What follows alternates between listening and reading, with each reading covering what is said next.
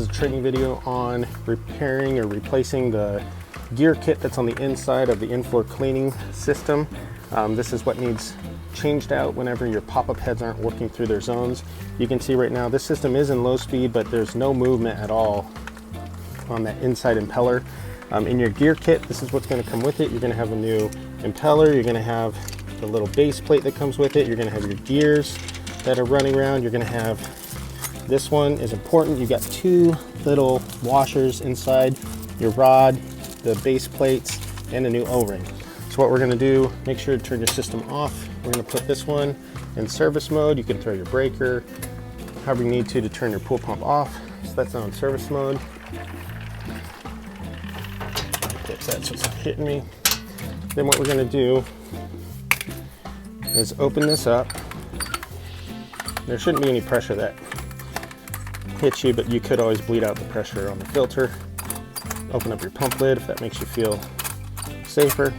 We're going to open this up as much as needed until this band clamp lets go of the lid. Then you're going to notice on the inside where the water inlet comes in, there's going to be like a black piece of plastic, almost like a funnel. We want to mark that, so we make sure when we go to put this lid back in place, we're going to mark that to make sure that the lid goes back on where that's flowing at the highest speed possible. So I'm going to pull my lid off. You can grab this. Sometimes he won't pop up. You could put a screwdriver, like a flathead right there, to kind of pop him up. But let me show you the underside of him. So see here on the underside, that little funnel, we want to make sure that when the lid goes back on, that is going where the water is shooting into that actuator valve. So what I like to do is line up where that's at. I'm going to use my left hand here, and I'm just going to put two lines to signify each side of where that's coming through. So I'm putting a line here with my left hand, putting a line here. So now I know right there is where I want to line up the lid when we go to put Humpty Dumpty back together again. Put the lid out of the way. Now we're going to pull all these pieces out. So we have our little impeller, which is usually the culprit. You can see here, he's jammed in there pretty good. I'm going to wiggle him out. Oh my goodness. All right, so we're pulling the whole unit out. The rod came out as well. Sometimes the rod will be here and it'll just stay there in place. Then check your flaps to make sure that none of these are broken. Make sure these little rods haven't come out. The metal base plate, that is included in the package. Usually if that's in good condition, I'll just leave that one. But for the sake of training video, we're going to pull him out. There's two of them.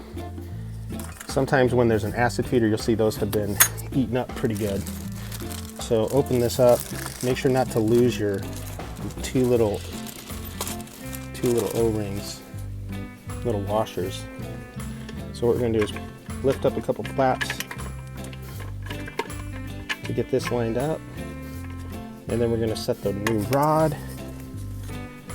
It's going to go right down in the middle. Now sometimes some of these will be older units and the rod length is shorter. So sometimes you'll need to leave the old rod in. These rods are the same size. This is a newer model. And then here's our O-rings. So we don't want to lose these, or our washers. Our two washers. So don't lose these two washers. I'm going to put them here so they don't disappear on me.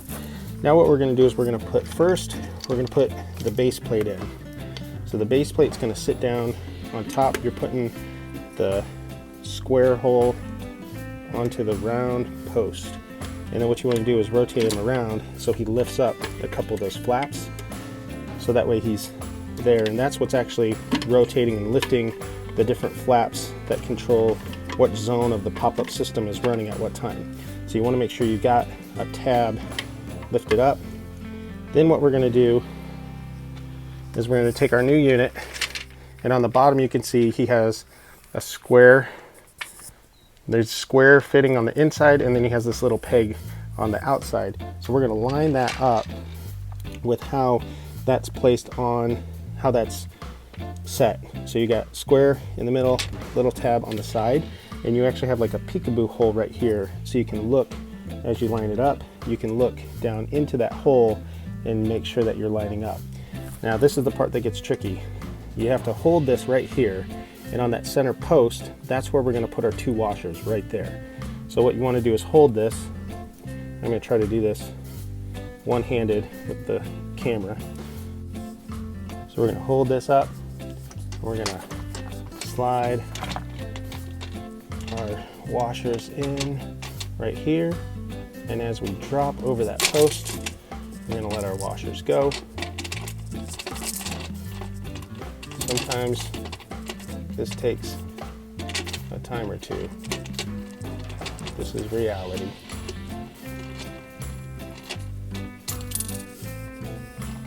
If they fall in, pull out the gear kit, dump your washers out, start again. I'll leave this in the video because this is reality. These things are a pain. So we got those back on our washer. Now we're gonna leave our gear kit hovering. This is obviously easier with 2 hands, but one of my hands is holding the camera. We're gonna slide him into place. Okay, you can see I've got him there. And now I'm gonna let him go. Okay, so now I have the 2 washers set down below the gears and on to that rod. So now I'm going to watch down the peephole, and I'm going to set this down in. You can see in the peephole that it's lined up with the square there. And now we need our teeth here on both sides to set down into place. So my square on the bottom of this, my square rod is in the square of the faceplate. And now we're just going to wiggle this in to get it to drop into place. And this mold is tight, which could be actually the problem. All right, so that's in there. Now we're getting the teeth set up on this side.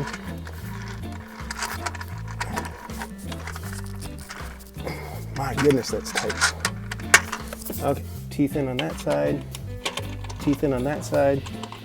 I'm looking into the peephole down in here just to make sure that we're lined up with the actual bottom plate.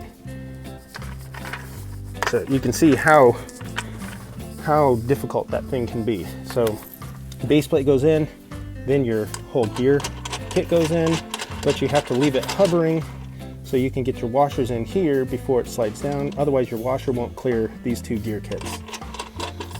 It's quite a complicated little valve. Now we're going to put our impeller on top. The impeller is going to just drop down, and that's what's running. So as the water's pushing him, that's what's moving those different gears, and that's what's then controlling the pop-up head. Now, before we put our lid on, if you look on the other side of the lid, there's an O-ring. So you can pull this O-ring off, put the new O-ring on. This one's actually a new O-ring, so we're just gonna put some lube on that.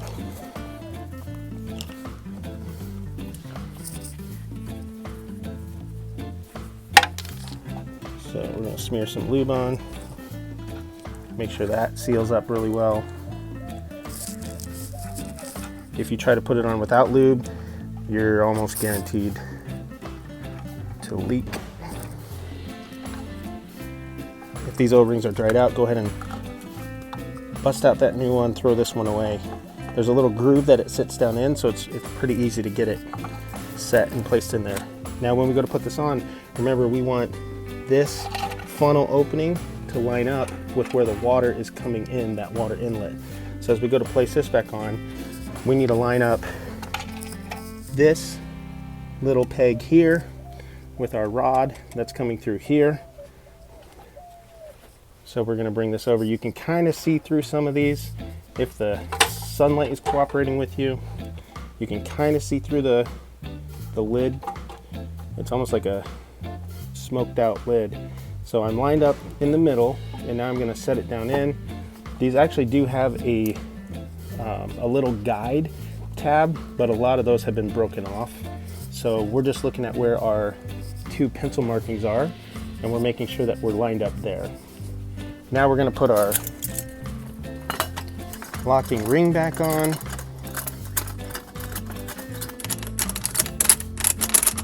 And once you get this as snug as possible, then what we're going to do is take a rubber mallet or a pair of channel locks and just be careful that you only tap on the metal ring. Don't tap on the plastic, you'll break it.